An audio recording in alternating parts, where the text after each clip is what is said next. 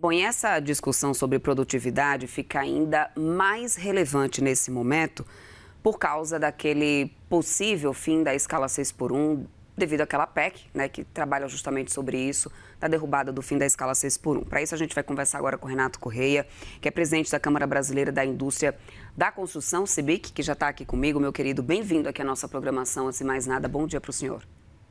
Bom dia, Débora. Obrigado pelo convite. Bom dia a todos da CNN.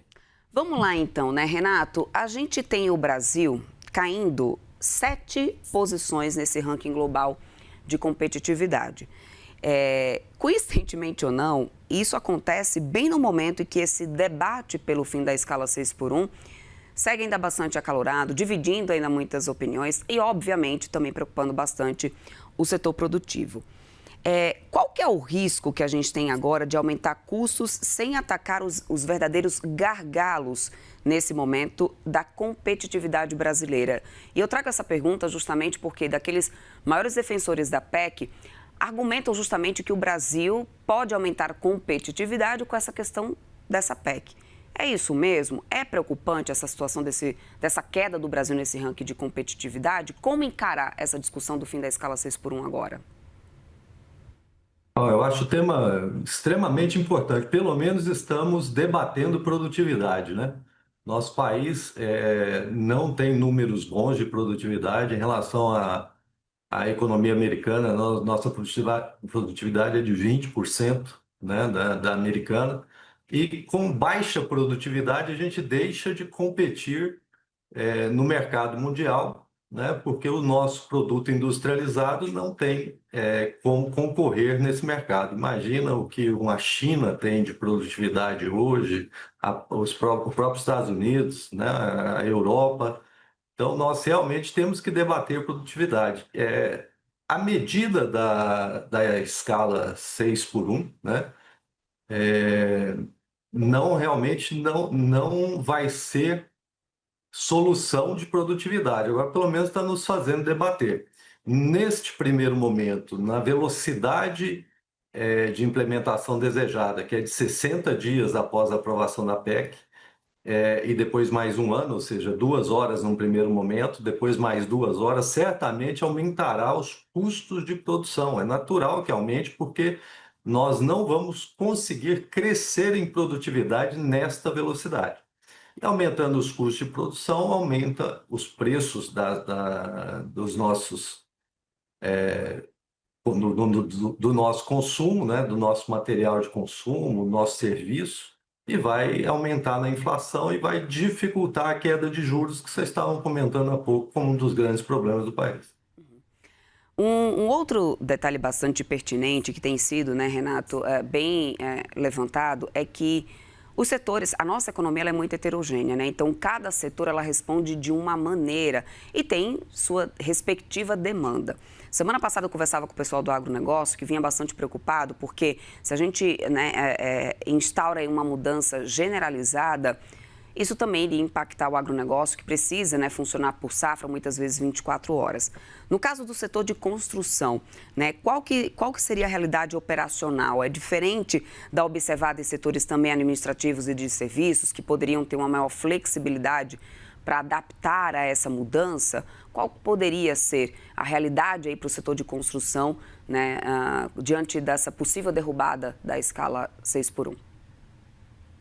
Olha, a nossa visão é que o Brasil é muito amplo, com a regionalidade, com 5 regiões muito diferentes. A construção é um processo feito ao tempo, depende também de clima, de chuva, né? Então, cumprir os cronogramas sempre é um desafio. Com o nível de emprego que temos hoje no país, né? Com falta de mão de obra em todos os setores, também é um desafio. Então, ter flexibilidade ajuda no cumprimento dos contratos e, na nossa visão, não prejudica o trabalhador. Eu estava querendo citar um exemplo específico do nosso setor, que é a produção por tarefas, né? Você pode pagar, por exemplo, um azulejista para fazer 2 metros quadrados de azulejo por hora. Em 44 horas ele fará 88, né, metros quadrados. em 40 horas ele fará 80 metros quadrados, ele receberá menos 8 metros quadrados, né, a cada semana. Então, haverá uma redução dos pagamentos por produtividade, não um aumento de potencial de remuneração, como é pensado na PEC, mantendo o salário e diminuindo as horas trabalhadas. No nosso caso, a gente percebe que os trabalhadores vão perder bastante remuneração variável por conta do pagamento de tarefas. Mencionou também já essa questão da dificuldade com mão de obra, né? Isso não é somente na construção civil, também, né, trazendo novamente como exemplo o papo que eu tive aqui semana passada com o pessoal do agronegócio, eles também já relatavam isso. O mercado teria, né, trabalhadores suficientes disponíveis para poder conseguir absorver a determinada demanda para cumprir essa mudança da escala 6x1, ou o que a gente pode estar vendo é a possibilidade, obviamente, de um aumento de custo sem expansão efetiva da força de trabalho, que viria no momento que já existe esse problema com a escassez da mão de obra. Débora, você está fazendo a leitura correta, né? Nós somos hoje um pouco mais de 3 milhões de trabalhadores com carteira assinada na construção civil. Este impacto demandaria cerca de 288 mil trabalhadores a mais no dia seguinte à aprovação da PEC e a implementação da redução. Digamos que vamos reduzir apenas 2 horas, então seriam 144 mil trabalhadores. Essa mão de obra não existe.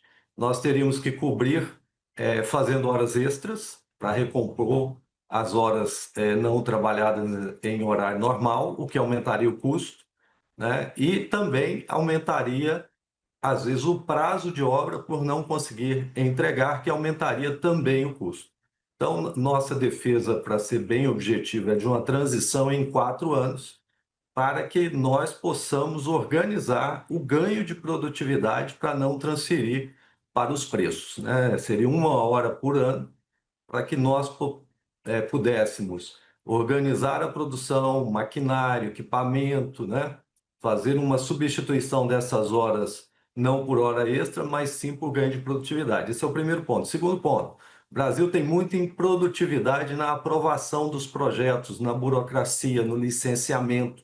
Isso custa cerca de 12% no caso dos imóveis, para você ter ideia. Então, há espaço sim para melhoria da burocracia também, né? Reduzirmos os prazos de aprovação, de ligação de energia, ligação de água, esgoto, né? E com a redução do prazo, nós chegarmos a ganharmos isso na produtividade do processo e não repassarmos o aumento do custo da mão de obra para os preços. Agora, Renato, a construção, só para a gente amarrar aqui no nosso papo, né, já vive um momento bastante delicado, dada essa situação dos juros, né, elevados e persistentemente já há algum bom tempo, o que acaba, obviamente, né, afetando bastante a questão da possibilidade de ampliação de investimentos no setor. Essa mudança estrutural no custo do trabalho poderia afetar ainda mais essas decisões de investimento, justamente quando o país tenta, de alguma forma, driblar já certa dificuldade, principalmente no setor de construção, desses juros já elevados? Certamente, Débora, porque quando você eleva os custos, mas a renda da população não sobe para suportar isso, o que você acaba é limitando o mercado e tirando alguns consumidores do acesso ao imóvel, né?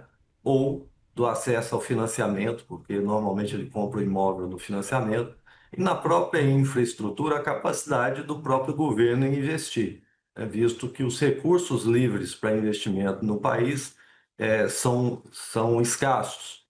Na medida em que você tem alta taxa de juros, mais custo de produção elevado, as viabilidades para o investimento privado em infraestrutura, por exemplo, começam a ser recalculados, né? Você precisa de aumentar essas margens, aumentam os preços, mas eles não encaixam na renda, então acabam inviabilizando os projetos e diminuindo o investimento no país que tanto precisa, né?